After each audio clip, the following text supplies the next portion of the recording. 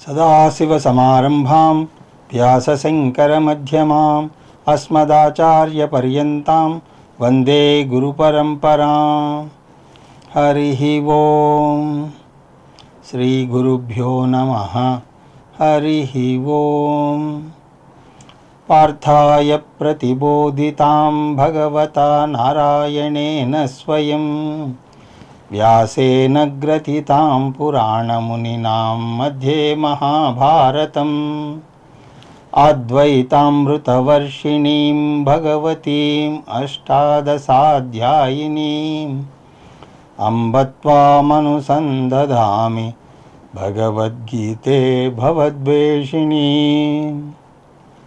యం బ్రహ్మా వరుణేంద్ర రుద్రమరుతస్తున్మంతి దివ్యైస్తవైః వేదైః సాంగపదక్రమోపనిషదైః గాయంతి యం సామగాః.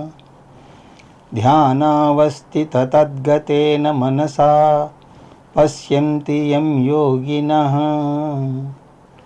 యస్యాంతం న విదుః సురాసురగణా దేవాయ తస్మై నమః. ఓం శ్రీకృష్ణ పరబ్రహ్మణే నమః. స్మరవారం వారం కార్యక్రమంలో శ్రీమద్ భగవద్గీత జ్ఞానయజ్ఞంలో 25వ రోజు అధ్యయనానికి మీ అందరికీ స్వాగతం. గడిచిన తరగతిలో కర్మయోగంలో కర్మ అంటే సాత్విక కర్మ, అవే పంచమహాయజ్ఞాలు అని చూసాం. ఈరోజు యోగం అంటే ఏమిటో చూసి మనం ముందుకు వెళదాం. యోగం అంటే సరి అయినటువంటి దృక్పథం. మీరు చేసే కర్మను చిన్న చూపు చూస్తే ఎంత గొప్ప కర్మ చేసినా అది సత్ఫలితాలను మీకు ఇవ్వదు. అందువల్ల ఏ కర్మనైనా సరే ఈశ్వరార్పణ బుద్ధితో చేయాలి. ఏం చేసినా దేవుడికి అంకితం ఇస్తున్నట్టుగా చేయాలి. అది రాజస కర్మ అయినా సరే, సాత్విక కర్మ అయినా సరే. ఉదాహరణకు సమాజ సేవ చేస్తున్నా మీరు గొప్పగా మురిసిపోయి అహంకారాన్ని పెంచుకోకూడదు. ఆ సేవను వినయంతో చెయ్యాలి. అటువంటి అవకాశం దేవుడు మీకు ఇచ్చినందుకు కృతజ్ఞతతో చేయాలి. బీదవారికి ఏదైనా ఇస్తున్నప్పుడు అతన్ని నారాయణుడిగా భావించి ఇవ్వాలి. అందుకోసమే వారిని దరిద్ర నారాయణుడు అని అంటారు. మానవ సేవే మాధవ సేవ అన్నారు కదా. కృష్ణ పరమాత్మ దీని గురించి 9వ అధ్యాయంలో మళ్ళీ వివరంగా చెప్తాడు. అలాగే ఆహారం తీసుకున్నప్పుడు కూడా మీలో ఉన్నటువంటి వైశ్వానరాగ్నికి దాన్ని అర్పించాలి. అలాగే ఏదో కాయేన వాచా మనసేంద్రియేర్వా అంటూ ఏదో యాంత్రికంగా చదువుకుంటూ పోవడం కాదు. దాన్ని అర్థం చేసుకుని మన భావనలో మార్పు తెచ్చుకోవాలి. ఆఫీసులో ఏదో బల్లలు తొడవడం లాంటి మామూలు పనులైనా సరే ఈశ్వరార్పణ బుద్ధితో చేస్తే దాన్ని శ్రద్ధగా చేస్తాం. దేవుడికి నిర్లక్ష్యంగా ఏది చెయ్యం కదా. అదే బాస్ కోసం చేస్తే అంకిత భావం ఉండదు. కర్తగా నా భావన ఈశ్వరార్పణ బుద్ధిగా ఉండాలి. మనం ఏ పని చేసినా దానికి ఏదో ఒక ఫలం వస్తుంది. అది స్వార్థపూరితమైనటువంటి కర్మ అయినా సరే, నిస్వార్థ కర్మ అయినా సరే. మనం నిస్వార్థ సేవ చేస్తున్నా కూడా విమర్శించే వాళ్ళు చాలామంది ఉంటారు. పేపర్లో ఏదో పేరు రావడం కోసం చేస్తున్నాడు అని అంటూ ఉంటారు. వారు విమర్శించినా విమర్శించకపోయినా ఒక్కోసారి మనకే వృధాగా ఏదో చేస్తున్నాం అని అనిపిస్తుంది.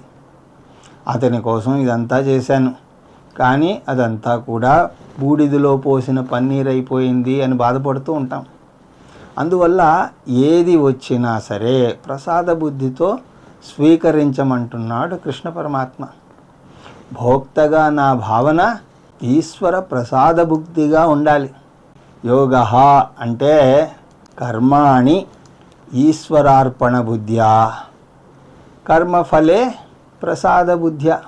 కర్తగా కర్మ ఈశ్వరార్పణ బుద్ధితో చేయడం, భోక్తగా ఈశ్వర ప్రసాద బుద్ధితో స్వీకరించడం.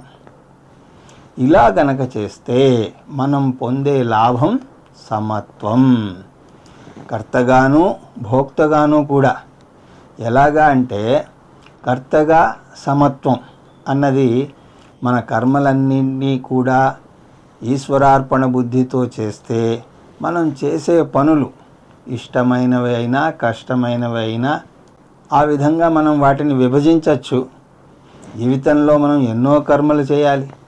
అందులో కొన్ని తప్పనిసరిగా చేసి తీరాల్సినవి ఉంటాయి. అలాంటప్పుడు అన్నీ కూడా ఇష్టమైన కర్మలుగా ఉండవు. ఒక్కోసారి వృద్ధులను చూసుకోవాల్సి ఉంటుంది. అది ఇష్టంగా ఉండదు.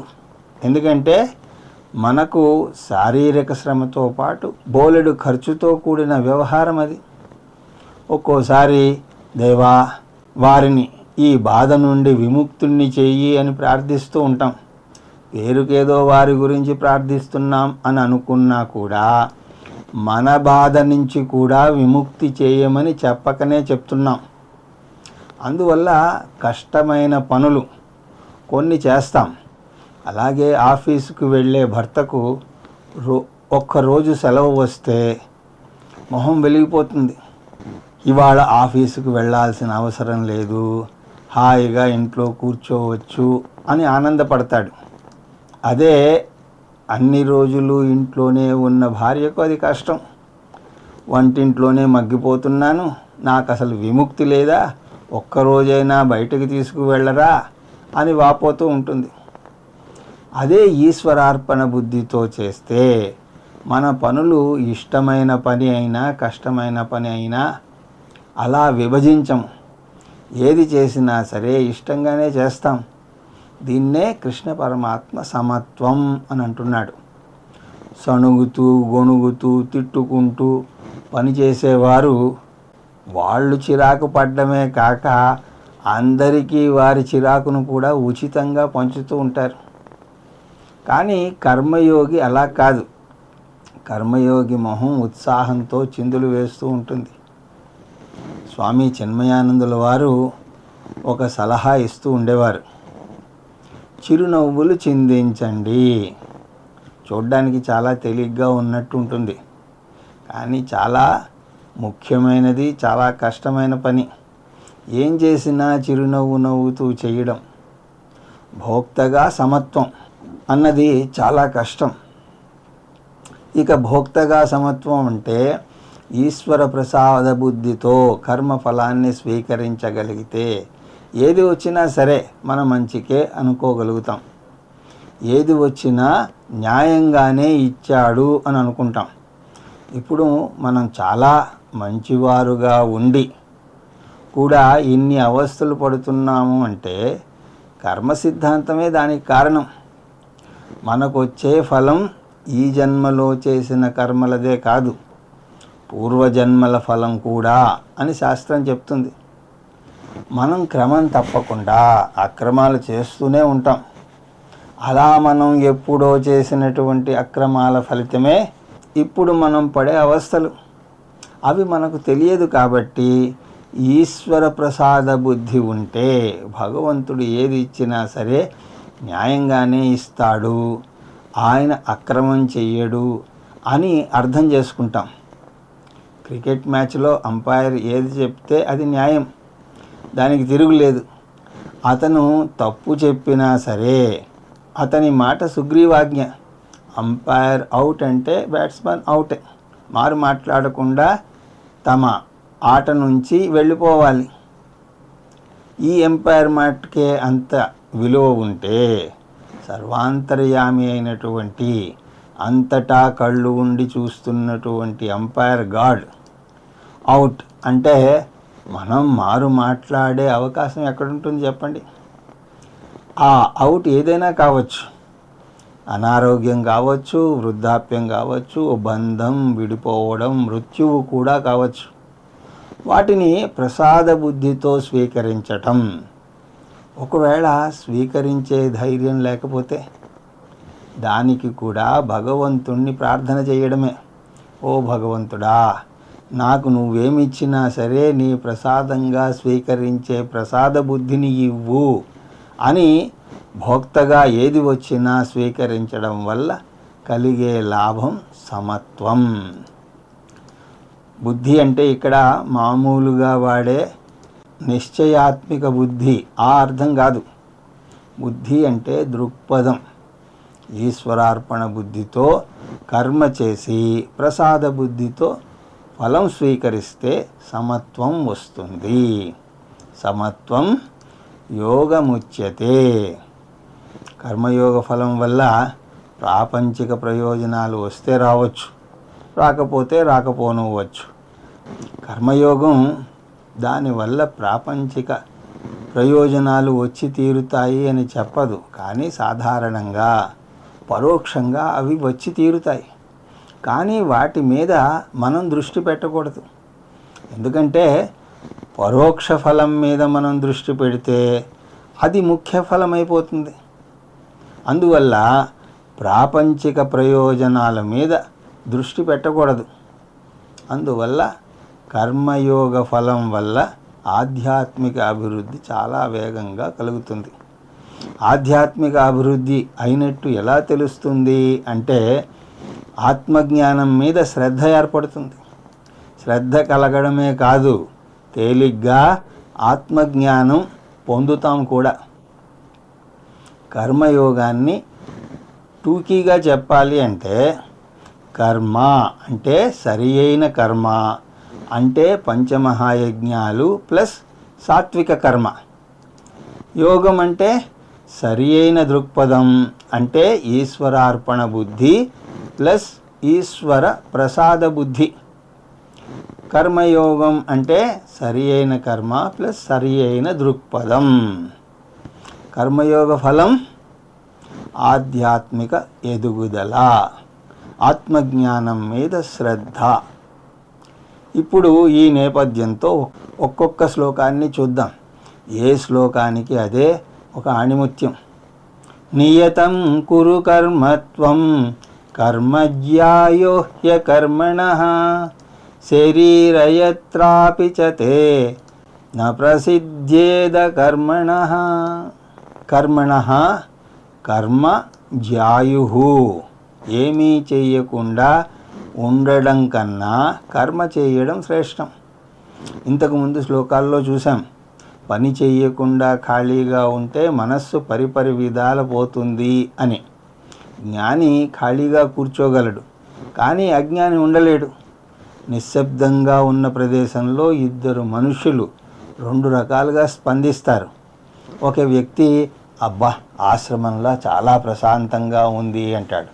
ఇంకొక వ్యక్తి శ్మశానంలాగా నిశ్శబ్దంగా ఉంది అంటాడు.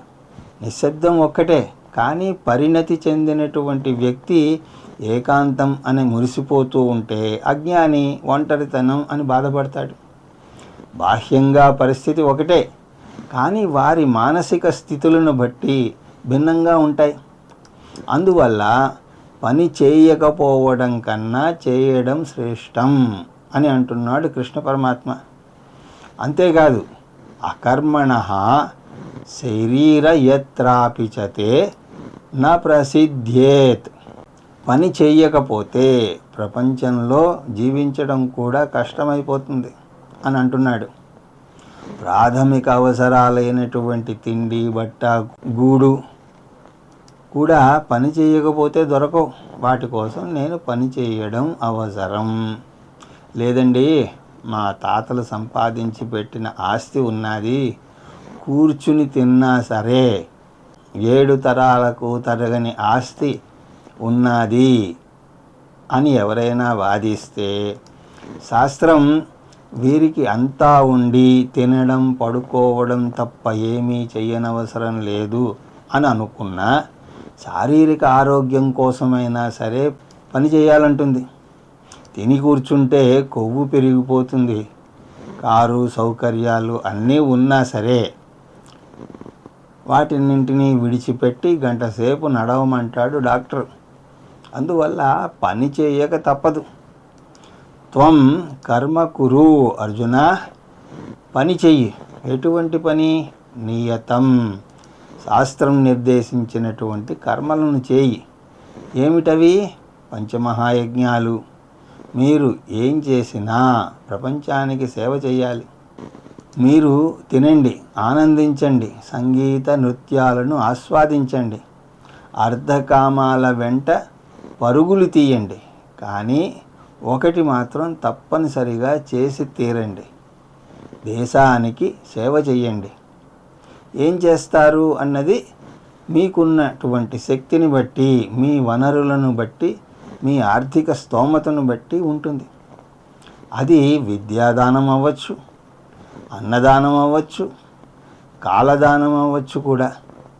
అమెరికాలో మీరెవరితోనైనా కాసేపు గడిపితే మీరు సమయాన్ని నాకు ఇచ్చినందుకు ధన్యవాదాలు అని అంటారు. నిజంగా అది మంచిది. ఎవరికైనా మీ సమయాన్ని వెచ్చించి వారి కష్టసుఖాలను వారు మీతో కలబోసుకునే అవకాశాన్ని మీరు ఇస్తే అది కూడా చాలా మంచి పనే. ఎవరినైనా చూసి చిరునవ్వులు చిందిస్తే అది మంచిదే. ఆ చిరునవ్వు పొందడం కోసం మనుష్యులు వందల కొద్దీ మైళ్ళు ప్రయాణం చేస్తారు. అందువల్ల పంచమహాయజ్ఞాలు చెయ్యాలి. వీటిని కృష్ణ పరమాత్మ నియతం కర్మ అంటున్నాడు. ఇక్కడ ఒక ముఖ్యమైనటువంటి విషయాన్ని మనం గమనించాలి. ఈ సాత్విక కర్మను లేదా పంచమహాయజ్ఞాలను భిన్న కోణంలోంచి చూడవచ్చు. ఒక్కొక్క కోణంలో ఒక్కొక్క పేరు వస్తుంది దానికి. అంటే ఆ సందర్భాన్ని బట్టి ఇక్కడ కృష్ణ పరమాత్మ వాటిని నియతం కర్మ అని అంటున్నాడు. నియతం అంటే అది ఈశ్వరాజ్ఞ. ఎప్పుడైతే ఈశ్వరాజ్ఞ అంటామో అప్పుడు దానిలో భయం చోటు చేసుకుంటుంది. ఆజ్ఞను ఉల్లంఘిస్తే దానికి శిక్ష ఉంటుంది.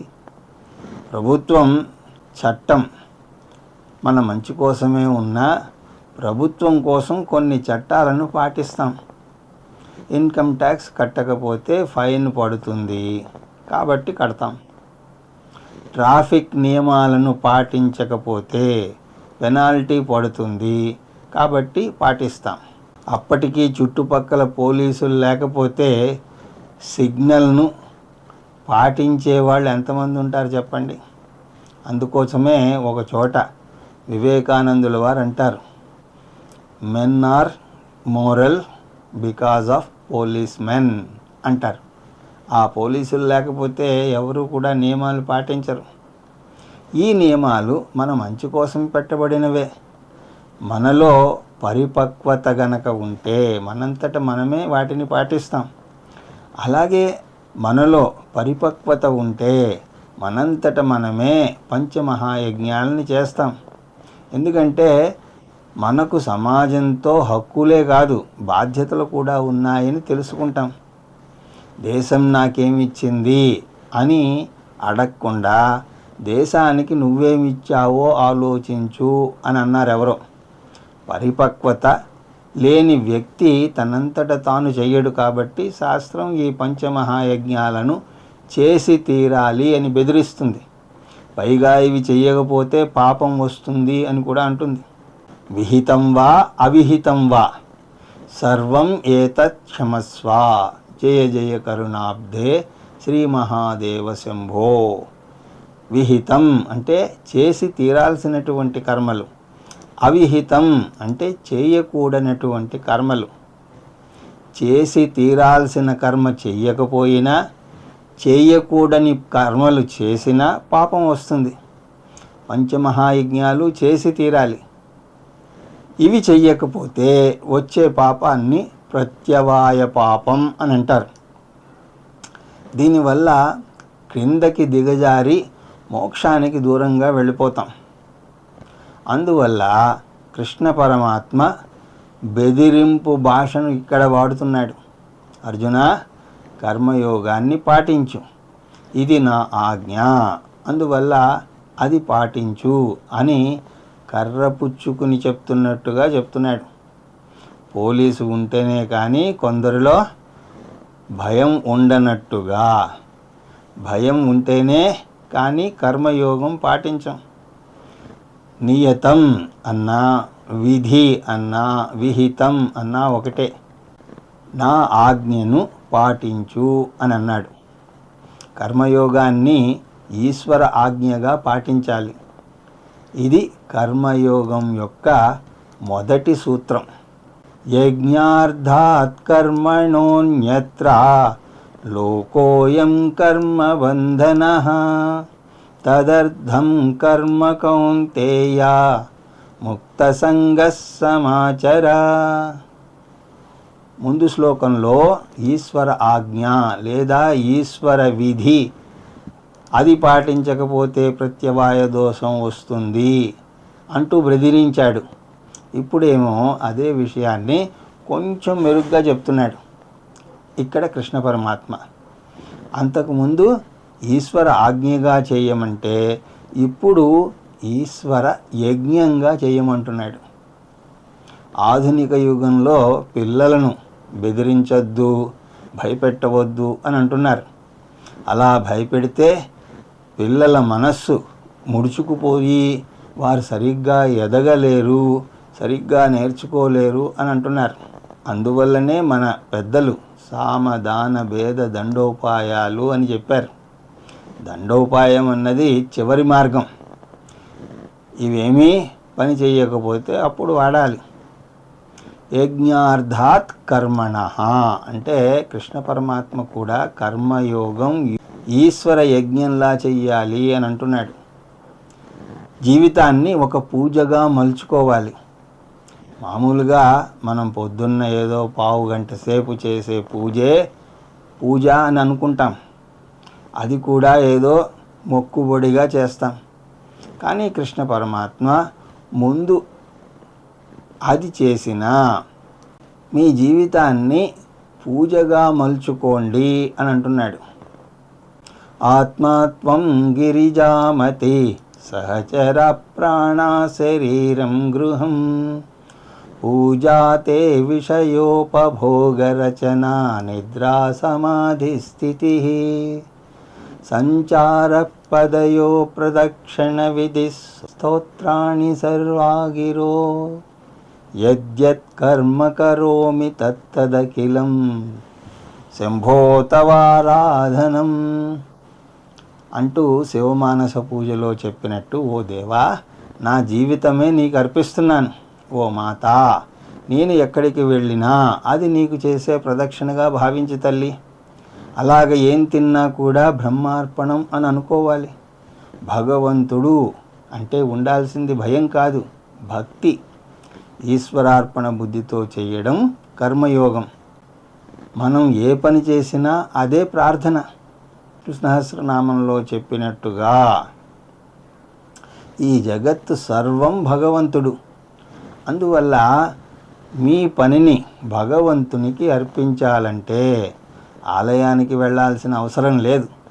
మీ ఆఫీసునే ఆలయంగా భావించండి. మీ కర్మను భావనలో భగవంతుడికి అర్పించండి.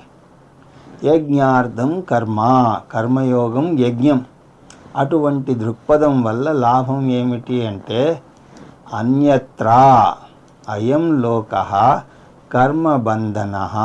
అన్యత్రా అలా కాకపోతే ఏమిటి? కేవలం కర్మలో లోపం చూపిస్తున్నాడు.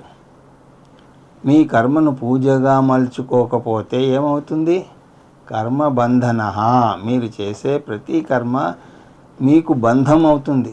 బంధం అంటే సరిగ్గా అవుతుందో లేదో, పిల్లవాడికి సీటు వస్తుందో రాదో, నేను అమెరికా వెళతానో లేనో, ఈ కాంట్రాక్టు నాకు వస్తుందో రాదో, ఇలాంటి 1,00,000 బెంగలు. ఇప్పుడు ఎక్కడ చూసినా సరే ఒత్తిడి ఒత్తిడి ఒత్తిడి. దాన్ని తప్పించుకోవడం కోసం స్ట్రెస్ మేనేజ్మెంట్ అంటూ కోర్సులు పెడుతున్నారు. స్ట్రెస్ మేనేజ్మెంట్ కోర్సు నడిపితే ఆ నడిపే వ్యక్తికి పెద్ద స్ట్రెస్. ఈ కోర్సు సవ్యంగా నడపగలనో లేదో, అనుకున్నంత మంది వస్తారో రారో, వగైరా వగైరా. ఈ రోజుల్లో స్ట్రెస్ ఎంతగా పెరిగిపోయింది అంటే దానివల్ల బీపీ, షుగర్, కొలెస్ట్రాల్ అన్నీ పెరిగిపోయి కూర్చుంటున్నాయి. జీతం బాగా పెరిగింది నిజమే, కానీ ఏం లాభం? కడుపు నిండా తిండి తినలేరు. తీపి తినకూడదు, ఉప్పు తగలకూడదు, నూనె పదార్థాలు అసలే ముట్టుకోకూడదు. ఈ ఒత్తిడి, ఈ అనారోగ్యాలు పోవాలి అంటే ఒకటే మార్గం.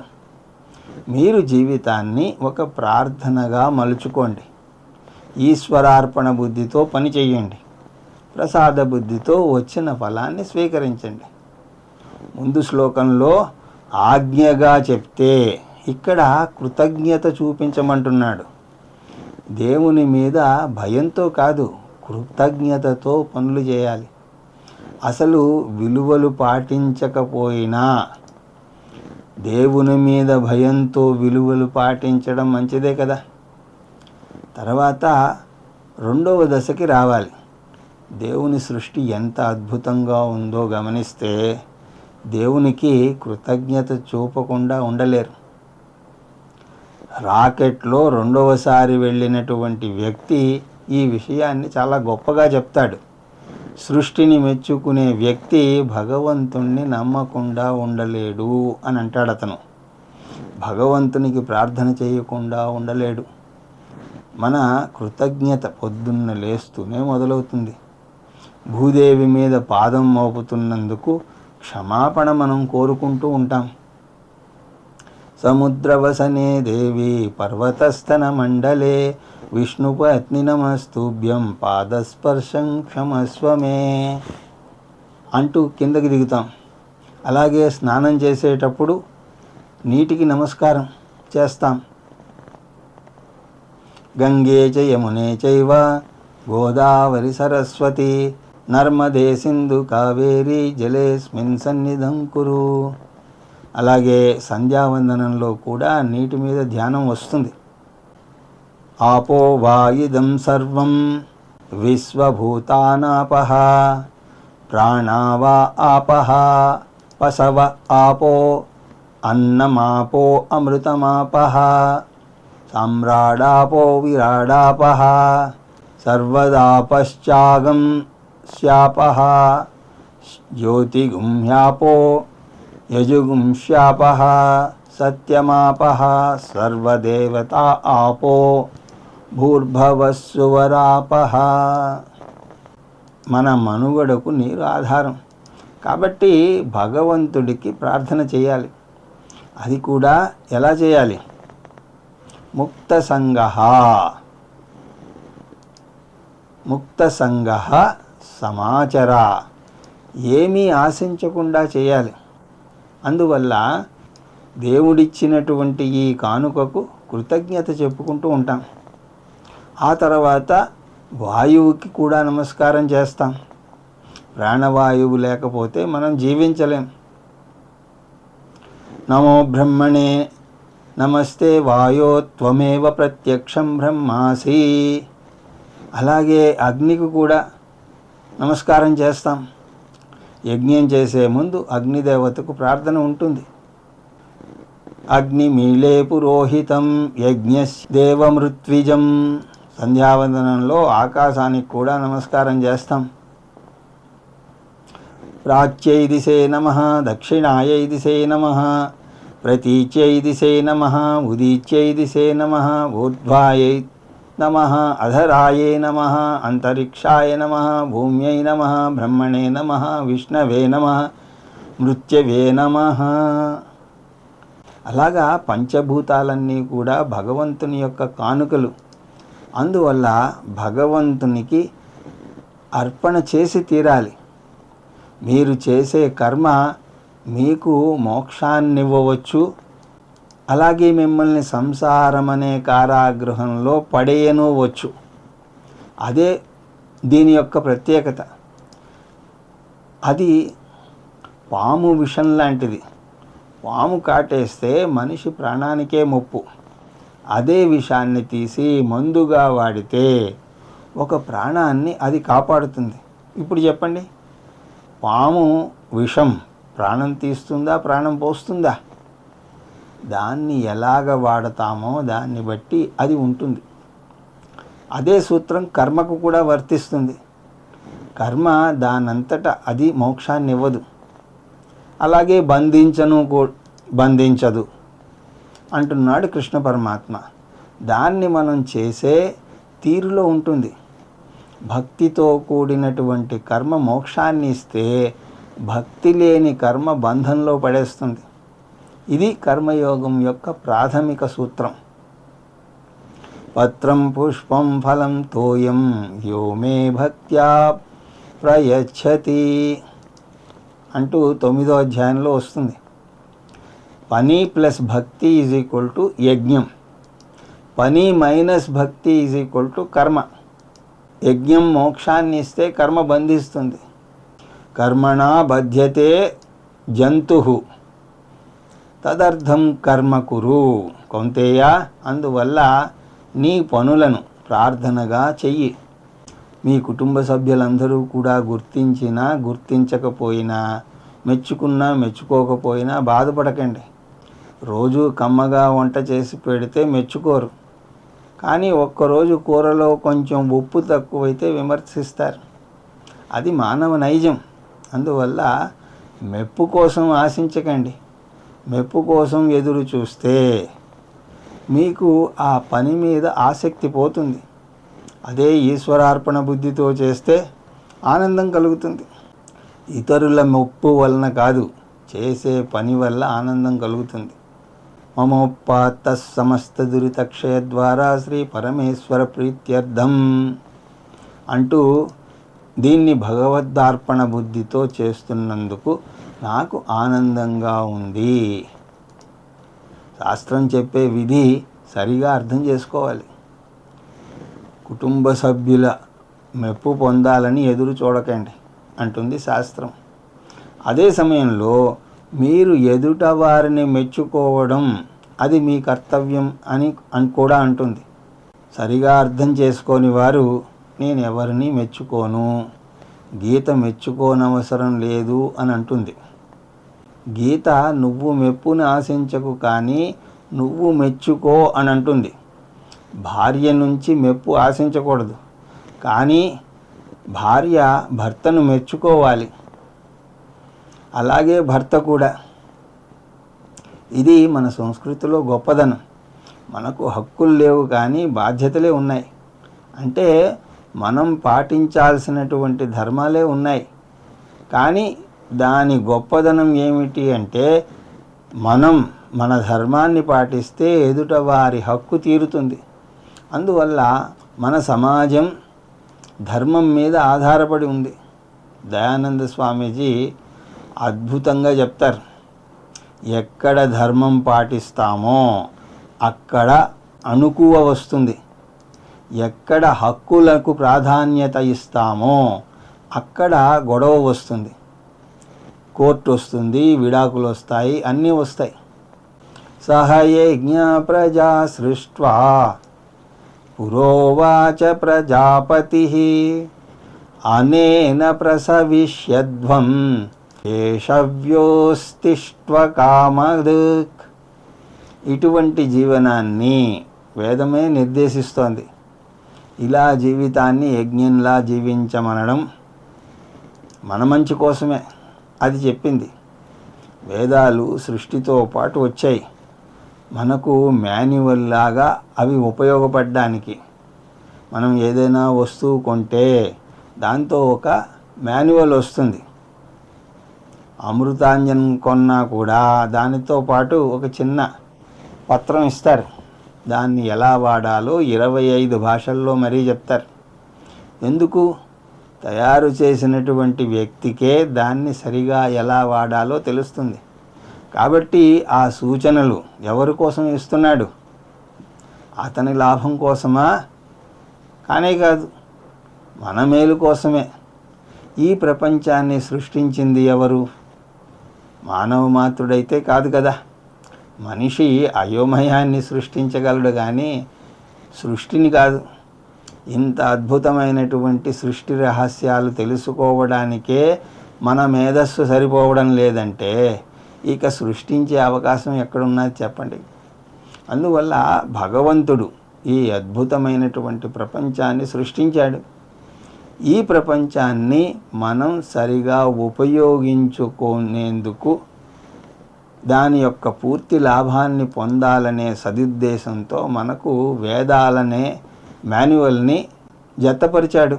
పూర్తి లాభం పొందడం అంటే ఏమిటి? ధర్మార్థ కామాలే కాకుండా మోక్షం కూడా పొందాలని. యో వై బ్రహ్మాణం విదదాతి పూర్వం యో వై వేదాంశ్చ ప్రహిణోతి తస్మై తంహ దేవమాత్మబుద్ధి ప్రకాశం ముముక్షుర్వై శరణమహం ప్రపద్యే అంటూ శాంతి మంత్రం. అందువల్ల వేదాలనే మాన్యువల్ పాటించి యజ్ఞంలాగా జీవించండి. అప్పుడు మీరు వృద్ధిలోకి వస్తారు. లేదంటే మీ నాశనానికి మీరే కారకులవుతారు. అదే అర్థం ఇక్కడ. ప్రజాపతి సహా యజ్ఞ ప్రజా సృష్ట్వా. ప్రజాపతి అంటే బ్రహ్మదేవుడు. జీవరాశులన్నింటికీ మనుష్య జాతికితో పాటు యజ్ఞాలను కూడా సృష్టించాడు. ఎప్పుడు? పురాహ, చాలా కాలం ముందు సృష్టి చేసినప్పుడు మనుష్యులకు మాత్రమే వేదాలను ఇచ్చాడు. జంతువులకు ఇవ్వలేదు. ఎందుకంటే వాటికి ఇష్టం వచ్చినట్టు చేసే ఫ్రీ విల్ ఇవ్వలేదు. వాటిని ముందే ప్రోగ్రామ్ చేసి సృష్టించాడు. చెట్లు, జంతువులు వాటి ధర్మాలను అవి నిర్వర్తిస్తాయి. అడవిలో మనిషి కాలు పెట్టనంత వరకు అది ప్రకృతి ధర్మానికి అనుగుణంగానే ఉన్నది. సముద్రంలో కూడా అంతే. సముద్రంలో లెమింగో అనే జీవరాశులు ఉంటాయి. వాటికి వాటి సంతతి బాగా ఎక్కువైపోయినప్పుడు అది వాటి ఇన్స్టింక్ట్ ద్వారా తెలుసుకుని వాటిలో కొన్ని ఆత్మహత్య చేసుకుంటాయట. జనాభా సంఖ్యను అరికట్టడానికి ప్రకృతిలో హార్మోనీ కోసం అవి ఆత్మత్యాగం చేస్తాయి. మనము జనాభా సంఖ్యను అరికట్టుకోవడం కోసం చూస్తాం. కానీ మనం పూర్తిగా స్వార్థపరులం. నాకు పిల్లలు కావాలి, మీకు అనవసరం అని అంటాం. అందువల్లనే దేవుడు జంతువులకు ఇవ్వకుండా మనుష్యులకు ఇచ్చాడు వేదాలను. మనుష్యులకు ఫ్రీ విల్ ఉన్నది. అది తక్కిన శక్తుల్లాగా మంచి పని చేయగలదు, వినాశనము చేయగలదు. చిన్మయానంద స్వామి ఈ విషయం గురించి ఒక అద్భుతమైనటువంటి ఉదాహరణ చెప్తూ ఉండేవారు. 2 గదుల్లో కొంతమందిని బంధించారు. ఆ 2 గదుల్లోనూ ఆహారం ఉంది, కానీ వారి మోచేతులను చెక్కతో కట్టేశారు. అది ఇలాగా మడవబడదు. వారు చేతుల్ని వంచలేరు, నోటితో అందుకోలేరు. అలా ఏర్పాటు చేశారు. ఒక గదిలో అందరూ కూడా అవస్థపడుతూ కూర్చుంటే ఇంకో గదిలోంచి కేరింతలు వినిపిస్తున్నాయి. కారణం ఏమిటా అని చూస్తే 2వ గదిలో ఒక్కొక్కరు ఆహారాన్ని ఇంకొకళ్ళకి పెడుతున్నారు. అందువల్ల మనిషి స్వార్థంతో మరణించను వచ్చు, ఆనందంగా ఇంకొకరితో పంచుకోను వచ్చు. తలుచుకుంటే మోక్షాన్ని పొందను వచ్చు, లేదా నరకాన్ని మనమే సృష్టించుకోను వచ్చు. అనేన ప్రసవిష్యధ్వం. అనేన అంటే కర్మయోగంతో కూడినటువంటి జీవనం. వేదాల్లో చెప్పినటువంటి జీవితం అటువంటిది. అలాంటి జీవితాన్ని పాటించడం వల్ల ప్రసవిష్వధ్వం, మీరు విజేతలు అవుదురుగాక అని అంటున్నాడు.